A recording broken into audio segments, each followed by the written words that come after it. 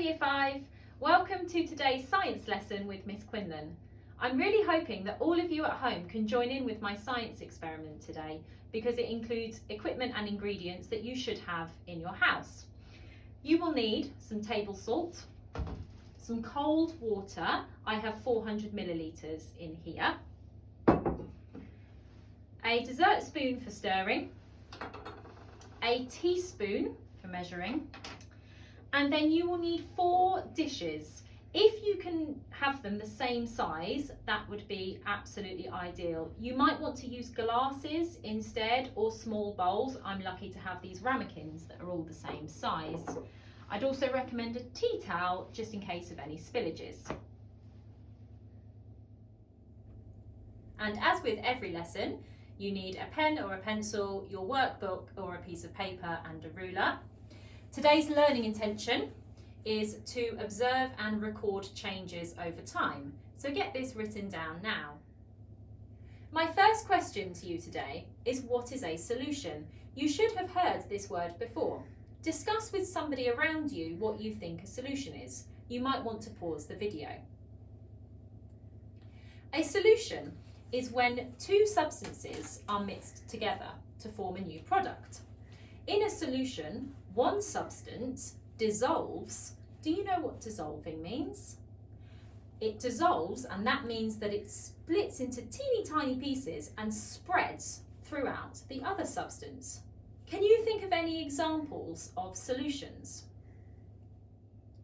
Today we are going to make a salt water solution.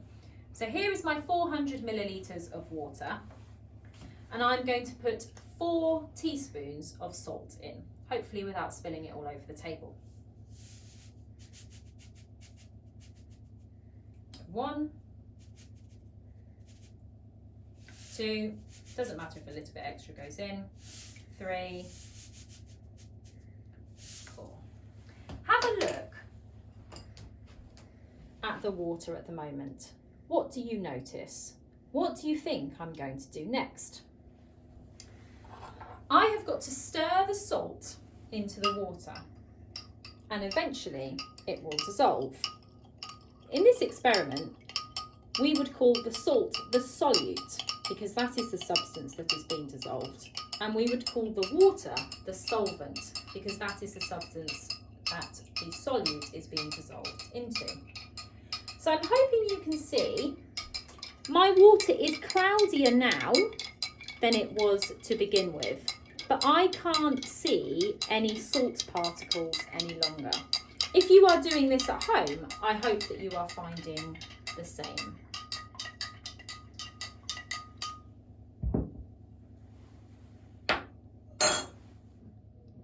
As you can hopefully see at home or in my example, you can't tell that there is any salt in this water anymore, which means that it has dissolved successfully. So the main goal of today's lesson is to separate solutions. How might we go about separating a solution? What equipment might you use? Discuss with somebody around you. You might want to pause the video. Some of you may have suggested a sieve as a piece of equipment that could be used to separate solutions. So well done if you thought of that. Others of you might have thought back to previous science experiments you've done and suggested filter paper as a means of separating solutions, which also would have been a really good answer. But a sieve and filter paper aren't going to be effective when separating this solution today. Why do you think that is? Explain to somebody around you. You might want to pause the video. Many of you may have realised that the particles in the salt water, the particles of salt, are too small, so they would just go straight through the sieve or the filter paper and wouldn't be held, so we could then separate the salt and the water. So we're going to use today a method called evaporation. I'd like you to cast your mind back to year 4 when you learnt about evaporation. Can you explain what evaporation is? If you need a little bit of revision on this topic, head to the BBC Bite-Size website and type in evaporation and condensation, because they've got a great page with a video and interactive activities and explanations about evaporation. which may be useful for today's lesson. Evaporation is the process when a liquid turns into a gas due to increased energy. So water turns into water vapour. You may have noticed this with puddles on the pavement. When it rains, puddles form. But when the weather is dry, the water turns to water vapour and the puddle is gone. So in theory, we should be able to use evaporation to separate the water and the salt. The water will turn into water vapour and leave us with the salt. Our scientific inquiry question today is, where is the best place to leave a cup of saltwater solution so that the water evaporates the most quickly? I'd like you to write this learning question down, please, and start having a think. What do you think the answer might be? Essentially, our method today is to divide this solution between 4 different dishes or glasses or whatever you've got, and place these 4 in different places around your house to find the answer to our challenge question.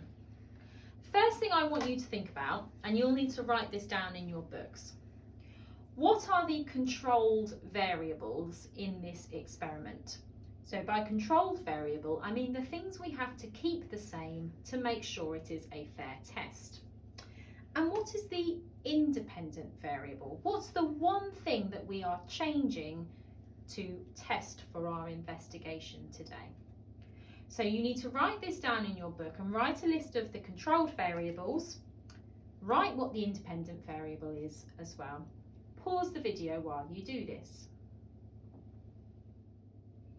Hopefully you came up with something similar to what I have on the board. It's really important that we keep the amount of solution the same. So we've put 4 teaspoons and 400 millilitres of water, which will be divided by 4 equally into the 4 dishes. You need to try and keep the size of the dish the same, because the width of the dish or the depth may affect the rate of evaporation.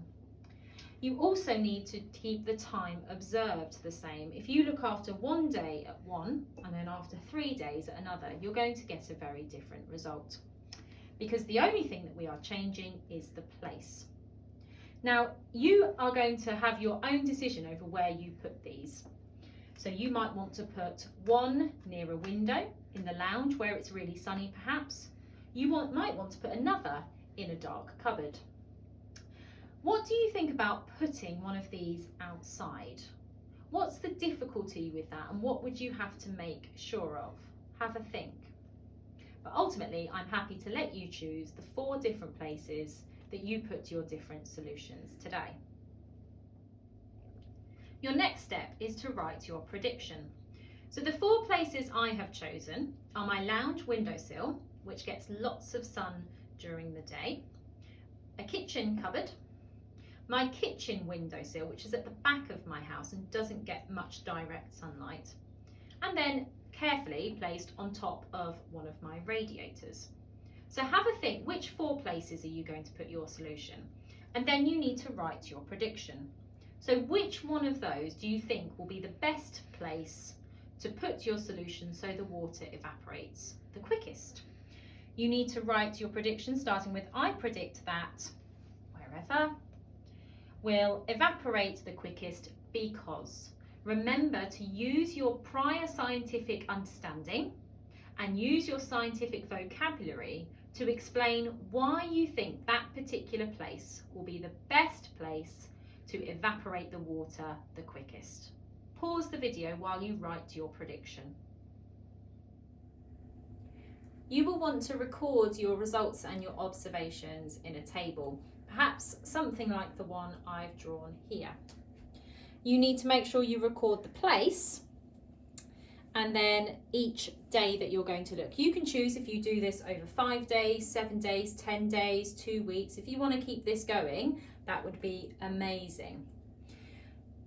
What I recommend is that you will be recording the amount of solution, but I'd also recommend that you write down any observations that you see as well. It might be, for example, that you notice a change in whether the water is cloudier or not, or perhaps you start seeing some of the salt. So do write down observations. Each day when you check, if you're lucky enough that your dish, mine doesn't, has got millilitres or litres on it, you can measure it there. Or what you might want to do each day is carefully pour it back into a measuring jug to see if there's any difference, and then pour it back into the dish. But do be careful, don't lose any when you're doing that. It's probably better to wait until the final day to measure the amount of solution. It's worth mentioning that on your results table as well, make sure you put in millilitres or litres, depending on which one you are measuring in. So the final step for today is to equally divide your solution into the dishes. I'm going to turn it around so I can actually see the scale. So I'm going to put 100 millilitres of water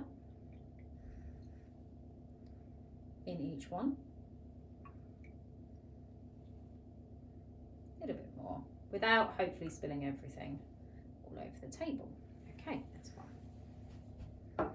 I'll spare you watching me do it, and I'll bring back the video once it's done. So now I'm going to take each of my solutions to the different places in my house. I'm not going to take you on a tour of my house. You can do this as well in your own home and have fun over the next few days or weeks observing the changes that happen and finding out which place is the best. If you want, you could always challenge yourself and present your data in a line graph at the end of the experiment. I'd love to see how you get on, so make sure that you take photos of what you've done today and upload it to Padlet so your teacher can see how you've done. Good luck!